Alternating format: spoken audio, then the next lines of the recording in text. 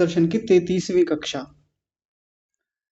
प्रथम समाधिपाद चल रहा है और समाधिपाद के अंतर्गत पिछली कक्षा तक हमने 12 सूत्रों को देख लिया था।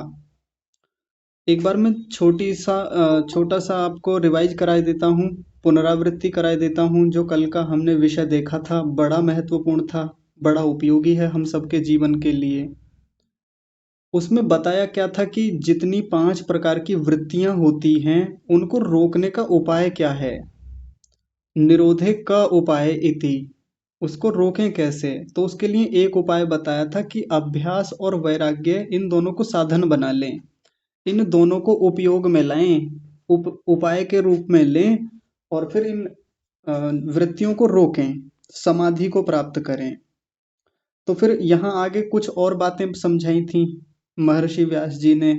उन्होंने बताया था कि ये चित्त नाम की जो नदी है ये कैसी होती है, 2 धाराओं वाली होती है। उभय तो वाहिनी, 2 ओर बहती है, या तो वो कल्याण की ओर बहने वाली होती है या पाप की ओर। या तो हमको कल्याण की ओर ले जाएगी, मोक्ष की ओर, या फिर पाप की ओर ले जाएगी। या तो कैवल्य प्राग भारा विवेक विषय निम्न सा कल्याण वहा।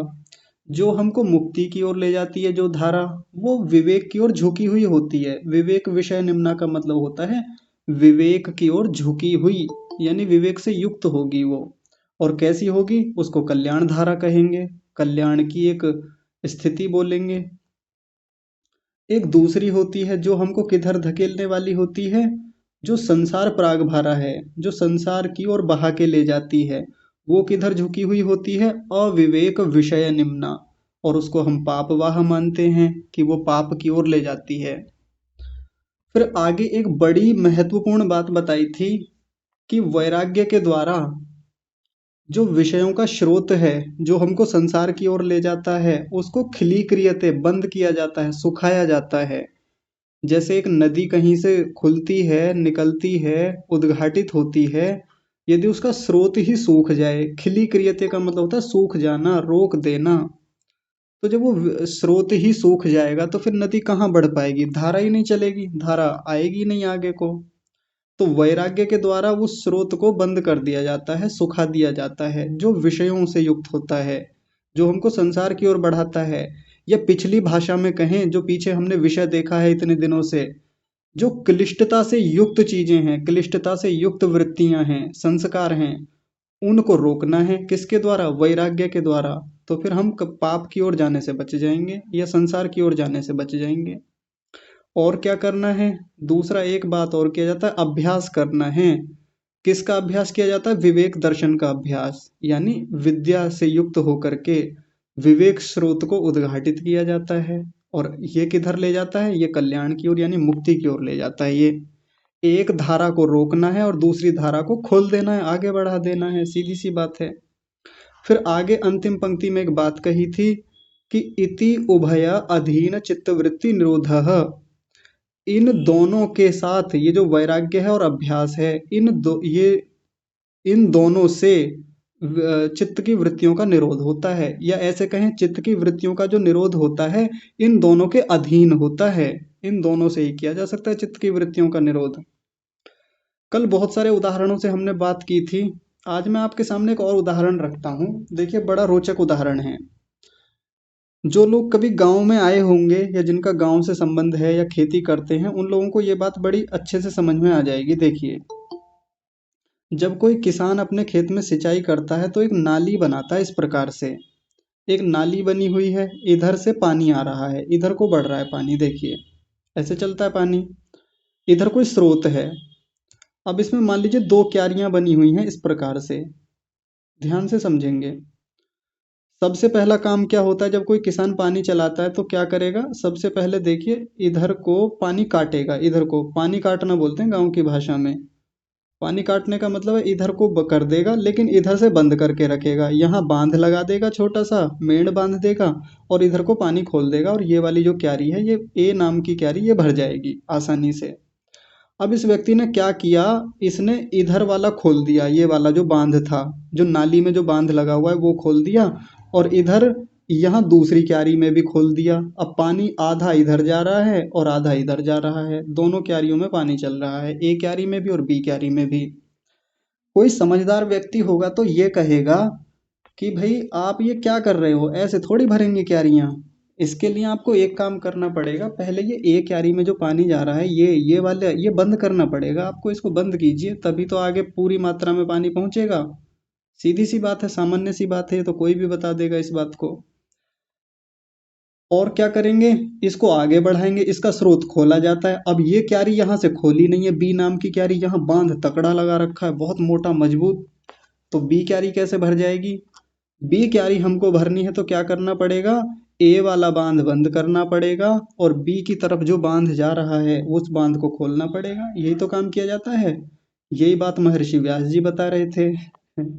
वैराग्य के द्वारा एक विषयों का जो स्रोत है वो तो बंद किया जाता है, सुखाया जाता है। एक क्यारी में जो जल जा रहा है पहले उसको तो बंद करें और फिर क्या करें, विवेक स्रोत को उद्घाटित किया जाता है। किससे, अभ्यास के द्वारा। आगे का स्रोत खोल दें, दूसरी क्यारी में ले जाके पानी को चला दें, दूसरी क्यारी भर जाएगी। मान लीजिए ए नाम की जो क्यारी है ये पाप की ओर ले जाने वाली है, तो फिर इसको तो बंद करना पड़ेगा ना, इसका तो द्वार बंद करें हम, जहां से पानी इधर प्रविष्ट करता है, घुसता है। और ये बी नाम की जो क्यारी है ये मुक्ति की ओर ले जाने वाली है, मान लीजिए। ऐसा एक उदाहरण के रूप में समझ रहे हैं हम इस बात को। तो फिर क्या किया जाएगा, पानी को इधर करा जाएगा और ये स्रोत को खोला जाएगा, इधर जहां पहले बांध लगा हुआ था ये आसानी से भर जाएगी हमारी बी क्यारी, यानी मुक्ति की ओर हम बड़ी आसानी से बढ़ जाएंगे। अब देखिए संसार में ऐसा देखने में आता है कि हम बहुत अभ्यास तो करते रहते हैं अपने घर पे रहकर। सुबह जल्दी उठेंगे कि जी मैं तो 4 बजे उठता हूँ, मैं तो प्रतिदिन संध्या करता हूँ। पिछले 5 साल से ऐसा एक भी दिन नहीं गया जब मैंने संध्या ना की हो। मैं तो प्रतिदिन प्राणायाम करता हूँ, मैं तो प्रतिदिन ये करता हूँ, मैं तो प्रतिदिन वो करता हूँ, बहुत प्रयास वो करता है। लेकिन वैराग्य का अभ्यास नहीं करता, यानी जीवन में वैराग्य नहीं है, यानी वो जो स्रोत जो संसार की ओर ले जा रहा है, विषयों की ओर ले जा रहा है, उस स्रोत को उसने बांधा नहीं है, बंद नहीं किया, सुखाया नहीं है। तो फिर क्या स्थिति बनेगी, ये इतने दिनों का जो किया हुआ अभ्यास है ये कोई लाभकारी थोड़ी होगा, ये तो बेकार हो जाएगा। अब इसमें गहरी बात है, सभी लोग बड़े ध्यान से समझेंगे उस बात को। ये व्यक्ति खूब अभ्यास करता रहा लंबे समय से, पिछले 10 साल हो गए, 20 साल हो गए, बहुत योगाभ्यास किया, बहुत प्रयत्न किए, यानी अभ्यास को ठीक ठाक लेके चल रहा है।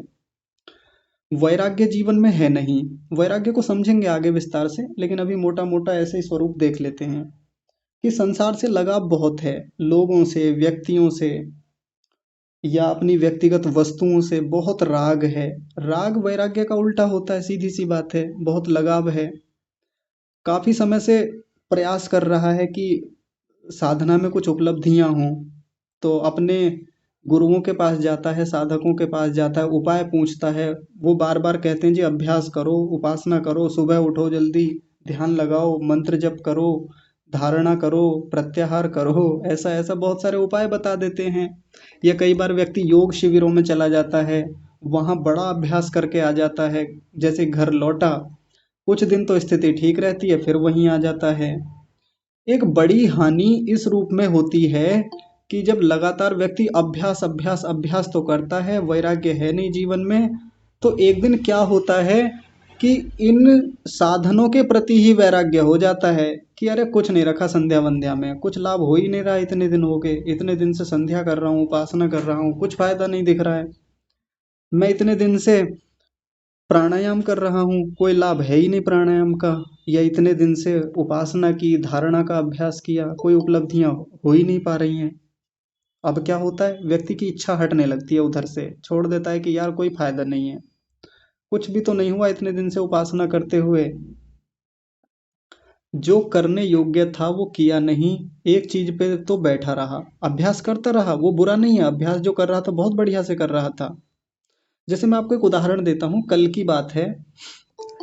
कल एक बालक है, लगभग 20 साल का कोई किशोर रहा होगा, उसने मेरे पास एक मैसेज किया। नया परिचय था, नए नंबर से मेरे पास मैसेज आया। उन्होंने कहा कि मुझे ध्यान सीखना है, बहुत सारे स्थानों पर ध्यान लोग सिखाते हैं, लेकिन मैं आज तक ये नहीं समझ पाया कि ध्यान की कौन सी विधि अच्छी है, कैसे ध्यान सीखा जाए, कैसे किया जाए। तो क्या आप मुझे बता सकते हैं कि ध्यान हम कैसे करें। अब 20 वर्ष के युवक को, जो अभी बढ़ना शुरू कर रहा है, अभी पहला ही तो कदम होगा, ऐसा थोड़ी है कि उसने बहुत उपलब्धियां प्राप्त कर ली होंगी पहले से। अब उसे क्या विधि बताएं? आप लोग विचार करके देखिए, हमको 32 दिन लगे हैं यहाँ तक आने में, चीज़ों को समझने में। 32 दिन यानी 1 महीना, और हर दिन लगभग 45 मिनट।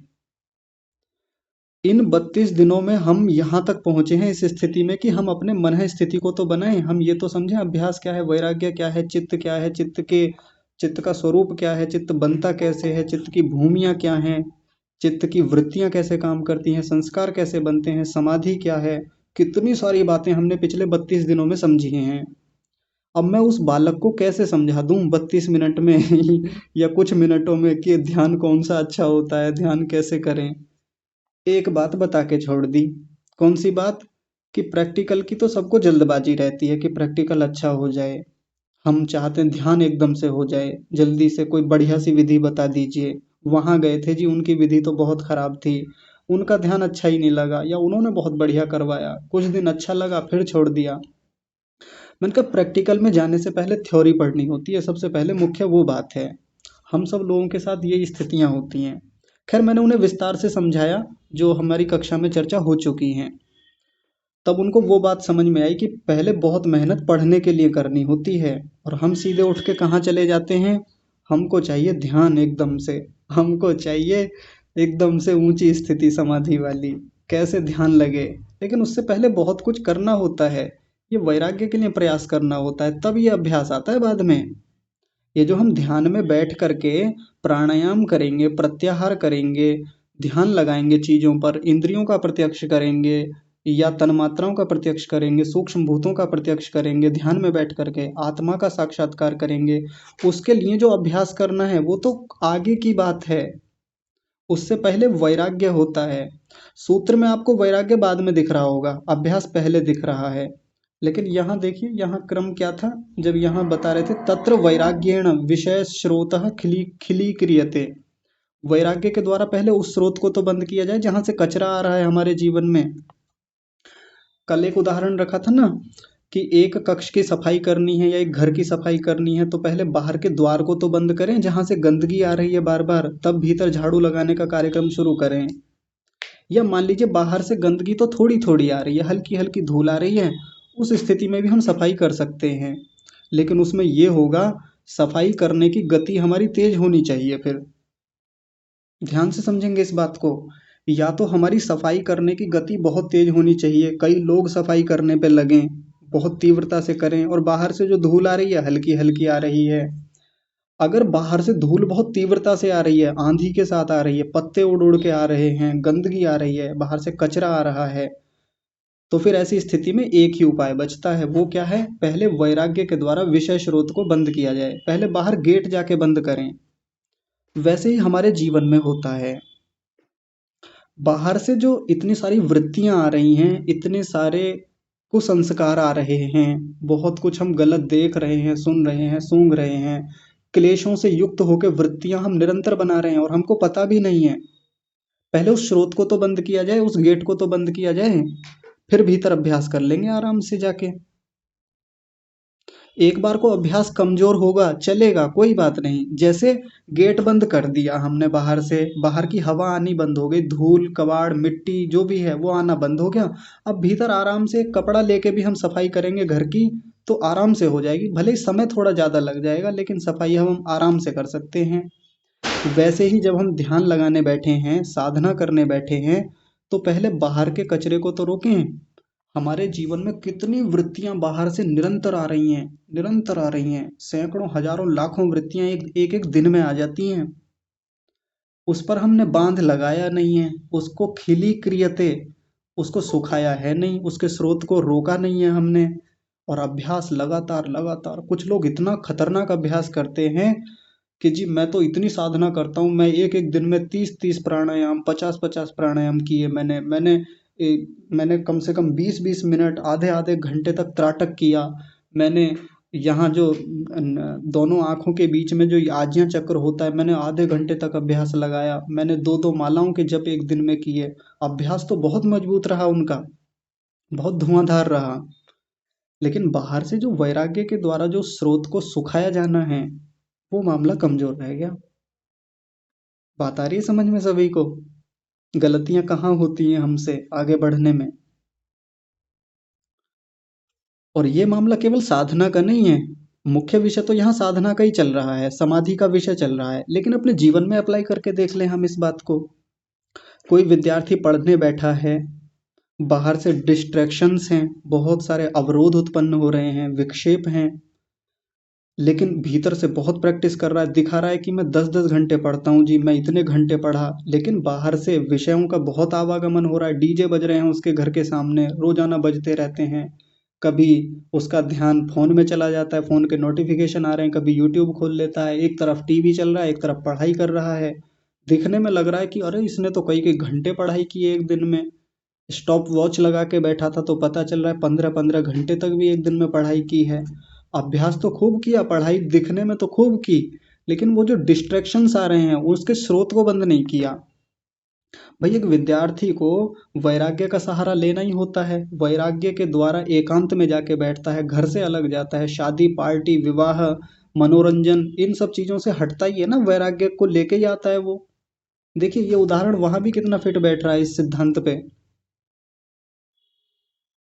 तो एक विद्यार्थी सब चीज़ों से हटता है, घर भी छोड़ता है कई बार कि यार घर रहूँगा ना तो ये घर के लड़ाई झगड़े राग द्वेष और ममता मोह शादी विवाह पार्टी बर्थडे इत्यादि ये इतनी सारी चीज़ें फिर बार बार डिस्ट्रैक्ट करेंगी, इससे तो अच्छा घर से चलते हैं और शहर में जाके कहीं कमरा लेके रहेंगे। कमरे में वहाँ बहुत तप है, अकेला रहता है, छोटा सा कमरा है जहाँ बहुत साधन नहीं है, अकेला सोता है वहाँ पे, घर की याद आती है। साधन उतने हैं नहीं, खाने के लिए भी अच्छा भोजन नहीं मिलता, पानी तक कई बार ठीक से नहीं मिलता, अकेलापन काटता है कचोटता है, याद आती है घर की रिश्तेदारों की, शादी पार्टी मनोरंजन में जाने के लिए बहुत मन करता है, लेकिन तपाता है अपने आप को, अभ्यास भी करता है। अभ्यास भी करता है पढ़ाई का, साथ में वैराग्य से युक्त होकर के निरंतर वहां बंधा हुआ है। बंधा हुआ है का मतलब लगा हुआ है, जुटा हुआ है। तो एक स्रोत को उसने बंद किया है और दूसरे स्रोत को उसने खोला हुआ है। आप कहीं भी अप्लाई करके देख लीजिए इस बात को, जहां मन करे। साधना का मामला थोड़ी है, कहीं भी लगा लीजिए। तो चित्त नाम की नदी जो है, दो धाराएं हैं इसकी। अब हम देख लें हमारी धारा किस ओर जा रही है, हमारे चित्त की। इसमें जो वृत्तियां हैं, जो धारा है, धारा मतलब वृत्तियां, वो किधर को बढ़ रही हैं हमारी। अगर पाप की ओर बढ़ रही हैं, रोक दें उन्हें, उधर बांध लगा दें, सुखा दें उसको। किससे सुखाएं? वैराग्य से सुखाएं। वैराग्य को समझेंगे, वैराग्य से कैसे सुखाया जाएगा इनको, वो बातचीत आगे लंबी होगी अभी।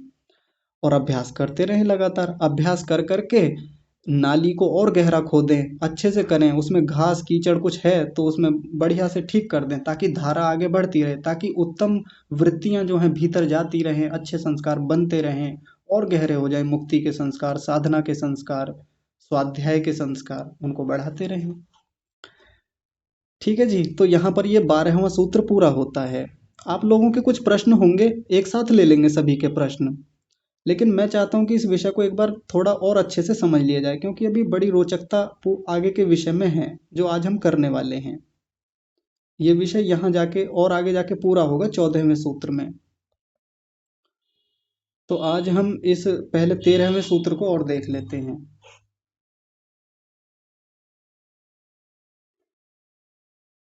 अब देखिए 13वें सूत्र में क्या बताया है।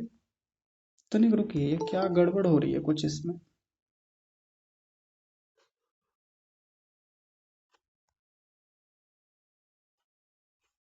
हाँ जी, अब इसमें अभ्यास को बताया जा रहा है कि अभ्यास होता क्या है, अभ्यास की परिभाषा समझाएंगे। तो अभ्यास क्या है उसके लिए कह रहे हैं, तत्र स्थितौ यत्नो अभ्यासः या यत्नोभ्यासः। तत्र स्थितौ यत्नोभ्यासः। तत्र माने वहां पर, वहां पर कहाँ पर, जो पीछे बताया गया, जो विवेक और क्षमा कीजिए, जो अभ्यास और वैराग्य बताया गया उस स्थिति में, वहां पर अभ्यास होता है। अभ्यास माने अभ्यास होता है, और वो अभ्यास क्या होता है, स्थितौ स्थिति को पाने के लिए, यत्न जो यत्न किया जाता है, यत्न को ही अभ्यास कहा जाता है। जो हम जीवन में यत्न करते हैं, प्रयास करते हैं, प्रयत्न करते हैं, उसी का नाम अभ्यास होता है। लेकिन ऐसे थोड़ी कि किसी भी चीज के लिए प्रयास कुछ विशेष चीज के लिए, और वो विशेष चीज क्या है उसके लिए एक शब्द बताए, स्थिति। ध्यान से समझेंगे। अभ्यास का मतलब ऐसे ही नहीं होता कि कोई भी चीज उठा ली और बार बार उसको रिपीट कर रहे हैं। हम तो सामान्य जीवन में यही मानते हैं ना कि बार बार किसी चीज को किए जा रहे हैं तो इसका मतलब अभ्यास कर रहे हैं। लेकिन ऐसा नहीं है। यहाँ एक शब्द विशेष रूप से बताया, स्थिति। अब ये स्थिति क्या है, इसको महर्षि व्यास जी आगे खोलेंगे व्यास भाष्य में कि ये स्थिति क्या होती है। ये रहा पहली पंक्ति, बड़ी प्यारी पंक्ति है और इस अकेली पंक्ति में इतना बड़ा रहस्य छिपा हुआ है हमारे जीवन का, बहुत गहरा। इस पर लंबी बातचीत कई कई घंटों तक हो सकती है। हम अपने जीवन को इस पंक्ति से समझ सकते हैं। देखिए क्या बात कह रहे हैं, चित्तस्य अवृत्तिकस्य प्रशांत वाहिता स्थिति ही। स्थिति को समझा रहे हैं कि स्थिति होती क्या है।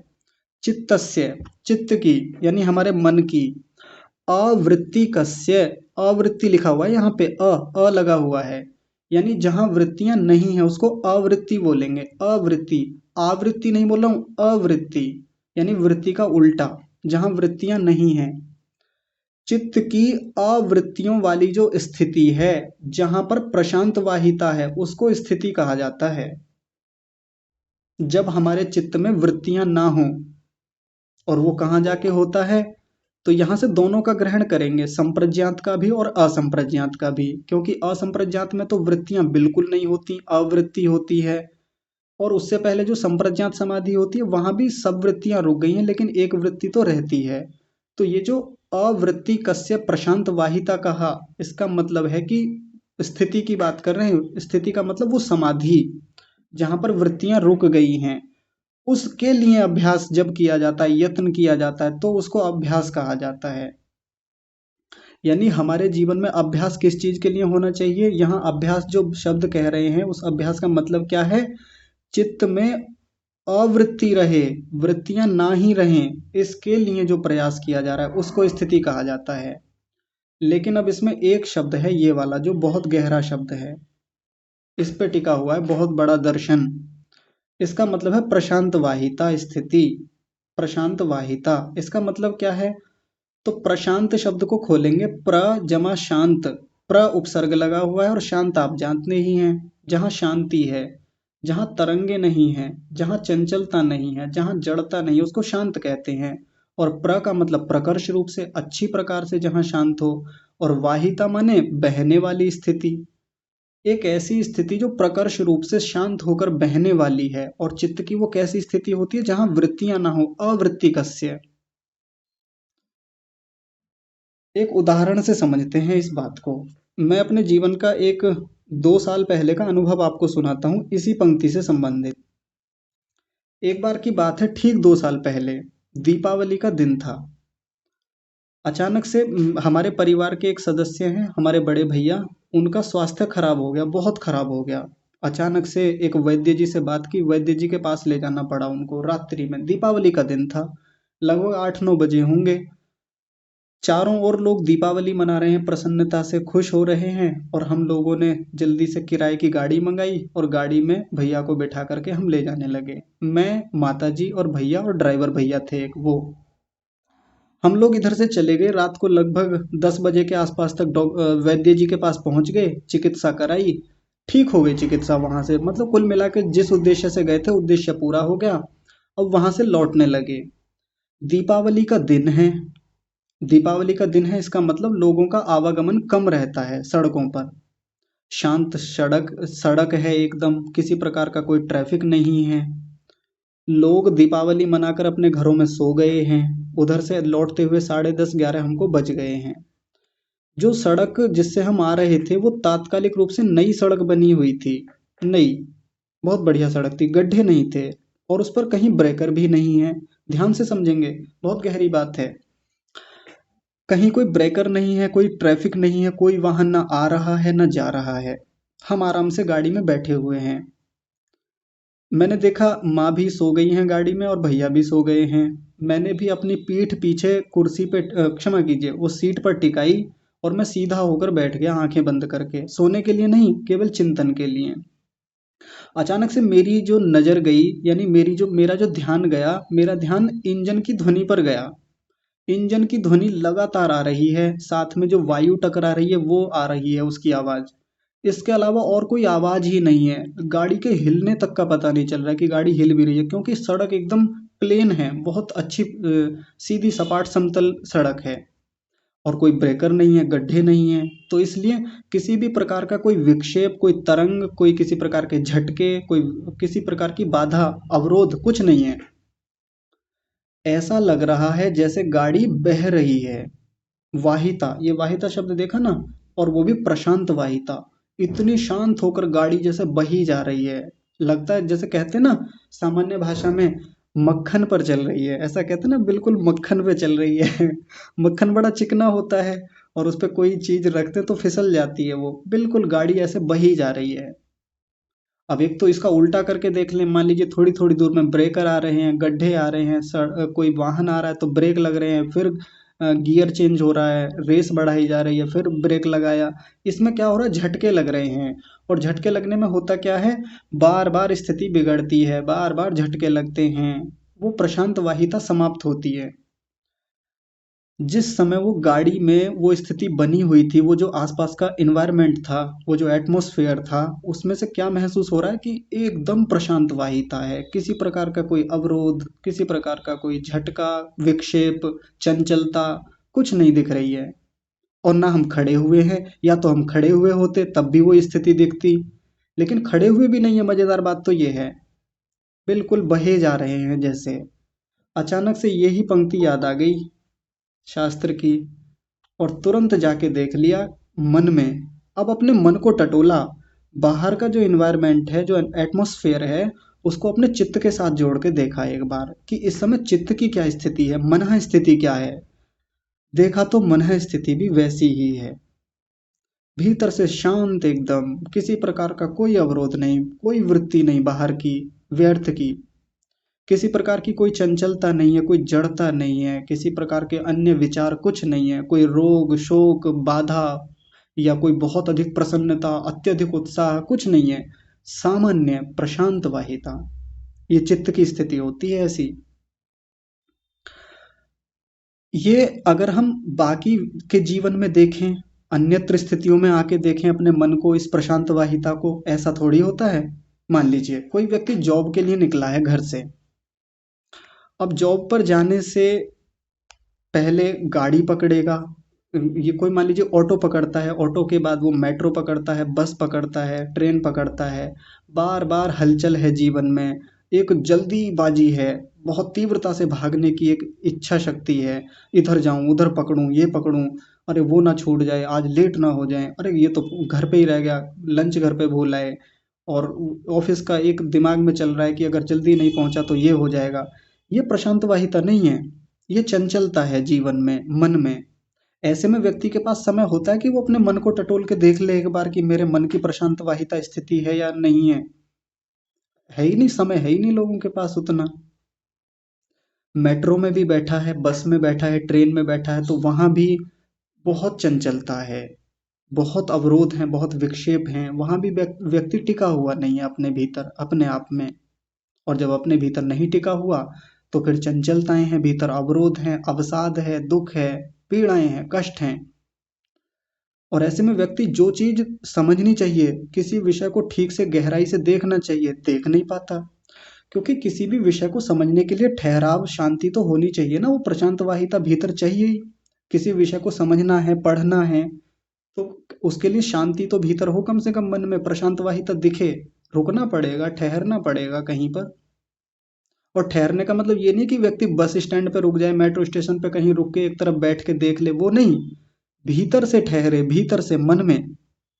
नहीं तो व्यक्ति तो ट्रेन में सैकड़ों की भीड़ है, वहां भी प्रशांत वाहिता में रह सकता है आराम से। सैकड़ों लोगों की हलचल है, भयंकर चीत्कार लोग कर रहे हैं, या शोर मचा रहे हैं, बहुत कुछ चल रहा है, ट्रेन में भी, स्टेशन पे चल रहा है। लेकिन व्यक्ति अपनी धुन में बहा जा रहा है, चित्त में एक प्रशांत वाहिता बनी हुई है, बाहर की चीजें इम्पैक्ट नहीं करती, उसे प्रभावित नहीं करती किसी प्रकार से। ये है प्रशांत वाहिता, आसानी से प्राप्त नहीं होती। मैं जब कभी अपने स्टेटस पे कोई वीडियो लगाता हूँ गाँव की या कोई फोटो लगाता हूँ, तो बाहर के शहर के या विदेश के रहने वाले लोग कहते हैं जी स्वर्ग तो आपके गाँव में है, आप तो स्वर्ग में रहते हैं। और कहते हैं कि हमारी भी बड़ी इच्छा होती है कि हम भी गाँव में आएँ, गाँव में रहें, गाँव के उस शांत स्थिति को महसूस करें, उस सात्विकता को हम भी जिएँ। हम भी उस अच्छी स्थिति में रहना बसना चाहते हैं, पर क्या करें, शहर का माहौल ऐसा है या मजबूरियाँ हैं, बहुत सारे लोगों की मजबूरियाँ हैं जी, परिवार है, गृहस्थी चलानी है, वो सही बात भी है उनकी। लेकिन हम गाँव में देखें तो गाँव के लोग सभी शांत थोड़ी होते हैं, गाँव के सभी लोग सात्विक थोड़ी हैं, या गाँव के सभी लोग इसी उत्तम स्थिति में थोड़ी रहते हैं। गाँव में भी भयंकर चंचलता है, गाँव में भी भयंकर लोगों की स्थितियाँ ऐसी हैं कि जड़ता में डूबे हुए हैं, मादकता में डूबे हुए हैं, भयंकर चंचलता है, इधर चलो, उधर भागो, इधर दौड़ो, ऐसे कर दो, उधर कर दो। एक अलग ही कलह क्लेश चल रहे हैं घरों में, खेतों में, इत्यादि। मामला गांव और शहर का है ही नहीं कि गांव में शांति है, शहर में बहुत भाग दौड़ है, हलचल है। मामला तो अपने मन का है, मन स्थिति का है। यदि मन में ये प्रशांत वाहिता है ना, प्रकर्ष रूप से शांत रूप से बह रहा है मन, आराम से, एक वृत्ति तो एक वृत्ति, एक चिंतन तो एक चिंतन, बस, या कोई चिंतन ही नहीं है, वो निरोध की स्थिति है, वो तो खैर बहुत बात की है। लेकिन सामान्य रूप से बात कर रहा हूं मैं, एकदम व्यावहारिक जीवन की बात। आराम से घर पे बैठे हैं, एक व्यक्ति तो घर पे आराम से बैठा हुआ है, लेकिन फिर भी कोई चिंता खाए जा रही है, खाए जा रही है, बिना वजह तनाव लिए हुए है, कोई कारण नहीं है, लेकिन फिर भी सामने वाले घर के सदस्य पे दृष्टि बनाए हुए है, लगातार मेरी इच्छा के विरुद्ध काम कर रहा है, घर को ठीक से नहीं चलाती है, नहीं चलाता है, इसको कोई मतलब ही नहीं है घर से, कहाँ से पैसा आ रहा है, कहाँ जा रहा है, और इतना उड़ा दिया, उतना कर दिया, ऐसे कर दिया, हजार कारण बना लेता है व्यक्ति, जबकि वास्तव में वैसा कुछ है भी नहीं। प्रशांत वाहिता को खुद ही खाए जा रहा है, खुद ही नष्ट करता है अपने भीतर की उत्तम स्थितियों को। और ये बात केवल शहर की नहीं है, ये गांव की भी है। तो मामला केवल गांव और शहर का नहीं है। हाँ, थोड़ा सा प्रभाव पड़ता है, गांव की जो वो शांत स्थिति है, एक एक ठहरा हुआ जीवन है, वो प्रभाव डालता है भीतर, हाँ उसका सच में प्रभाव होता है, उससे प्रशांत वाहिता जल्दी संपादित हो जाती है, अच्छी पकड़ बन जाती है इस पे। पहाड़ों में चले जाएं, ऐसे सात्विक वातावरण में चले जाएं, वहाँ जल्दी मन स्थिति तैयार हो जाती है। शहर में थोड़ी हलचलें ज़्यादा हैं, उसको हम मान सकते हैं, लेकिन फिर भी व्यक्ति प्रयासरत तो कहीं दूसरी जगह है। इसके लिए अभ्यास कितने लोग करते हैं, जिस अभ्यास की बात यहाँ इस सूत्र में कही जा रही है, इस प्रशांत वाहिता स्थिति के लिए हम कितने प्रयत्नशील होते हैं।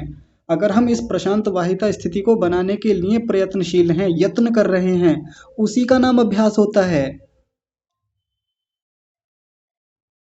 सारा का सारा खेल जितना अभ्यास है वो इस प्रशांत वाहिता के लिए है, बस इतना मामला है।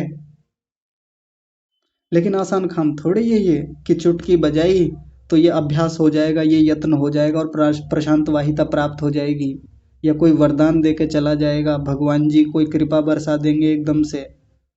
बहुत यत्न लगता है, बहुत प्रयत्न लगता है। कौन सा प्रयत्न लगता है या क्या लगता है उसमें, क्या क्या जरूरत होती है, अगली पंक्ति में बता रहे हैं। तदर्थः प्रयत्नो वीर्यम उत्साहः, तीन चीजें बताई, ध्यान से समझेंगे। सबसे पहले तो प्रयत्न करना होता है हमको, आलसी व्यक्तियों के लिए प्रशांत वाहिता होती ही नहीं है, जो प्रयत्न करना ही नहीं जानते। कितने लोग तो ऐसे हैं जिनको इच्छा ही नहीं होती भीतर से प्रयत्न की, कि मुझे कुछ करना भी है, नहीं करना, ऐसा कुछ है ही नहीं प्रयत्न के मामले में, उठेंगे ही नहीं, करेंगे ही नहीं। ये जैसे कई बार चर्चाएं हो गई कहीं से, कुछ दिन प्रयत्न लगा हल्का सा, थोड़ा सा बढ़े आगे, कुछ दिन ध्यान में बैठे, कुछ दिन अभ्यास कर लिया स्वाध्याय का या किसी और चीज के लिए, या मन की प्रशांत वाहिता के लिए कुछ दिन थोड़ा सा प्रयत्न हुआ, छोड़ दिया। क्यों छोड़ दिया? वीर्यम, वीर्य नहीं है, वीर्य मतलब बल नहीं है शरीर में, मन में, आत्मा में। ये बल केवल शरीर का नहीं होता, बल मन के भीतर भी होता है, बल आत्मा के भीतर भी होता है, इंद्रियों के भीतर भी होता है। वो बल ही नहीं है, सूख गए हैं बिल्कुल, सूखा पड़ गया है। सूखना शरीर का सूखना नहीं होता, सूखना आत्मा का सूखना भी होता है। सूखना शब्द आप समझ रहे होंगे, मतलब भीतर से बहुत दुर्बल हो गए हैं, कमजोर हैं, ऐसी मलिनता आ गई है, ऐसी स्थिति हो गई है कि बिल्कुल निस्तेज व्यक्ति, भीतर से बाहर से हर जगह से है ही नहीं, बल है ही नहीं वैसा कुछ भी। कोई मानसिक बल नहीं है, छोटी छोटी चीजों में घबरा जाते हैं, छोटी छोटी चीजों में आत्मा कमजोर पड़ जाता है, ये बलहीनता है। तो दो चीजें बड़ी अनिवार्य हैं। सबसे पहले प्रयत्न तो करें हम, उसके लिए यत्न करना शुरू करें, बढ़ें उस दिशा में। किसके लिए? इस प्रशांत वाहिता के लिए, जो मन हमारा प्रकर्ष रूप से शांत हो जाए, शांत रहे। दूसरा, बल होना चाहिए, शरीर का भी बल बढ़े, मन का बल बढ़े, इंद्रियों का बल बढ़े, आत्मा का बल बढ़े। और इनके बल बढ़ाने के तरीके अलग अलग होते हैं, बातचीत होगी उन पे आगे। एक तीसरी और बड़ी आवश्यक वस्तु और बता दी यहाँ पे, उत्साह। अगर उत्साह नहीं है तो फिर ये प्रशांत वाहिता उस व्यक्ति को मिल ही नहीं सकती, खोखला हो जाएगा भीतर से, उत्साह नहीं है तो। मोटिवेशन कहते हैं जिसको अंग्रेजी में। इस उत्साह का होना अत्यंत आवश्यक है, बड़ी कंपलसरी शर्त है, ये कंपलसरी है, एकदम अनिवार्य रूप से। उत्साह मतलब उमंग, भीतर से व्यक्ति खिला हुआ है, भीतर से ऐसा लगता है कि जैसे व्यक्ति के भीतर जिजीविषा है, उत्तम जिजीविषा, जीने की इच्छा।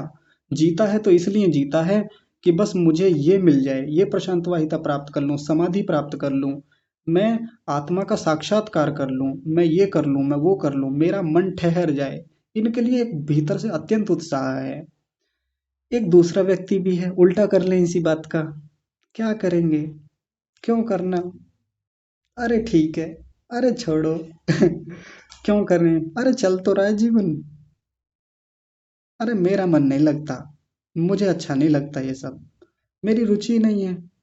ये निरुत्साहित व्यक्ति है, वीर्यहीन है, प्रयत्नहीन व्यक्ति है। बताइए कहाँ से प्रयत्न करेगा जब भीतर उत्साह ही नहीं है।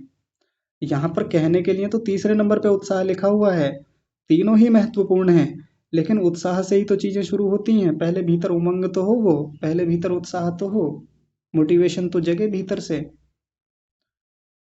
तो उत्साह भी हो, बल भी हो, प्रयत्न भी हो, तब बात बनती है, तब जाके चित्त की अवृत्ति कस्य प्रशांत वाहिता स्थिति तैयार होती है। आप लोग समझ पा रहे हैं इस बात को? अब एक बार टटोलें सभी अपने अपने भीतर को, अंतःकरण को एक बार देखें आराम से बैठ करके। उत्साह कितना है हमारे भीतर प्रशांत वाहिता के लिए, अभ्यास के लिए, या स्थिति बनाने के लिए। अब मैं स्थिति कहूँ, प्रशांत वाहिता कहूँ, आवृत्ति कहूँ, एक ही बात है। सोचिए उत्साह कितने लोगों के भीतर है उस चीज के लिए, बल कितना है हमारे भीतर, आत्मा के भीतर, मन के भीतर, शरीर के भीतर, इंद्रियों के भीतर, और हमारा प्रयत्न कितना है अभी तक। पिछले जीवन का देखिए टटोल के, अपने भूतकाल में जाके देखिए। तब जो अधीरता इतने दिन पहले हो रही थी कि ध्यान नहीं लगता, जल्दी से ध्यान कराइए जी, ध्यान की कक्षाएं शुरू कीजिए जी, सुबह को हम लोग ध्यान करना चाहते हैं उत्साह थोड़ा पहले अभी इस चीज के लिए तो कर लें, एक बार टटोल तो लें कि मामला कहाँ गड़बड़ है, कहाँ चीजें बिगड़ रही हैं। और ये जो अभ्यास है जिसको अभी थोड़ी देर पहले देखा था, ये क्या करता है ये अभ्यास? क्षमा कीजिए, विद्या वाले या विवेक वाले स्रोत को खोलता है, मुक्ति की ओर वाले स्रोत को खोल देता है ये वाला। और उस मुक्ति की ओर जाने वाला जो स्रोत है, जो नाली है, जो धारा है, उस वो जब खुलेगी, वो किससे खुलेगी? उत्साह से खुलेगी, वीर्य से खुलेगी, प्रयत्न से खुलेगी। ऐसे ही नहीं होती, निठल्ले बैठ के नहीं होती ये चीज। आगे और खोलेंगे अभी अभ्यास को अगले सूत्र में, वो हम कल चर्चा करेंगे। तो अभ्यास तो बहुत गहरी चीज है, बहुत बड़ी बात है अभ्यास, और देखेंगे, अभी विस्तार से देखना है अभ्यास को।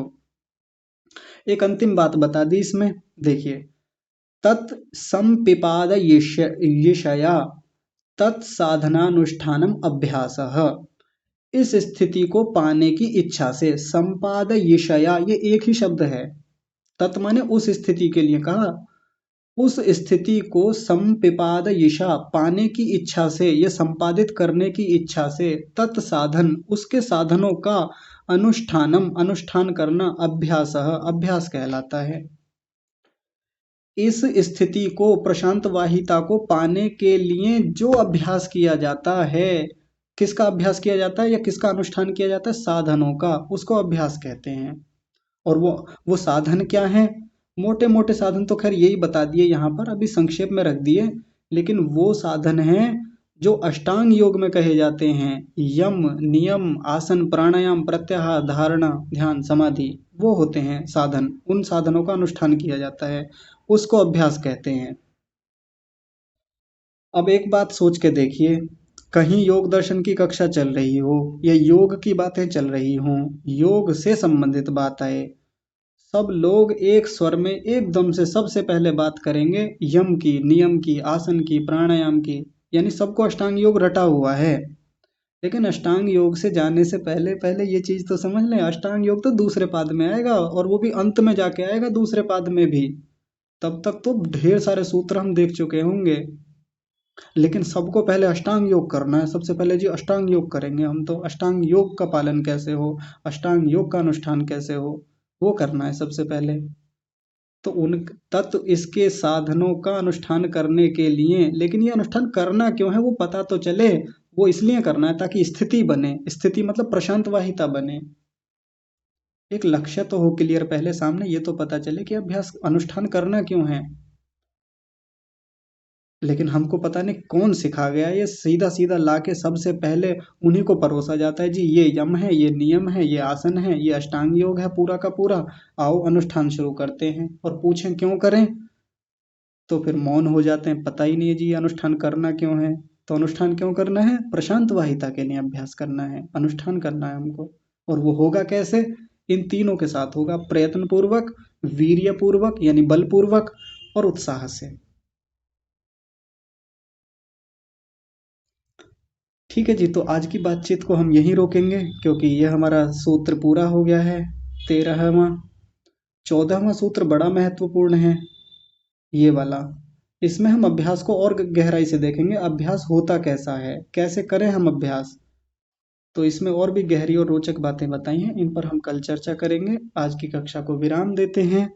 आज की कक्षा में अनुशासन बनाने के लिए आप सबका बहुत सारा धन्यवाद, और प्रभु का तो ढेर सारा धन्यवाद, जो हमको इतनी प्यारी और उत्तम व्यवस्थाएं जिन्होंने प्रदान की हैं, जिससे कि हम निर्विघ्न रूप से निरंतर पढ़ रहे हैं। तो आप सभी का बहुत सारा धन्यवाद, आप सभी को सादर प्रणाम। आचार्य जी नमस्ते। नमस्ते माता जी। सबको नमस्ते जी, आचार्य जी नमस्ते। धन्यवाद आचार्य जी। नमस्ते आचार्य जी। नमस्ते नमस्ते जी। नमस्ते आचार्य जी। आचार्य जी नमस्ते। आचार्य जी नमस्ते, सभी को नमस्ते। नमस्ते सभी को जी। नमस्ते। सभी को नमस्ते। आचार्य जी नमस्ते, सभी को नमस्ते जी। नमस्ते। नमस्ते आचार्य जी।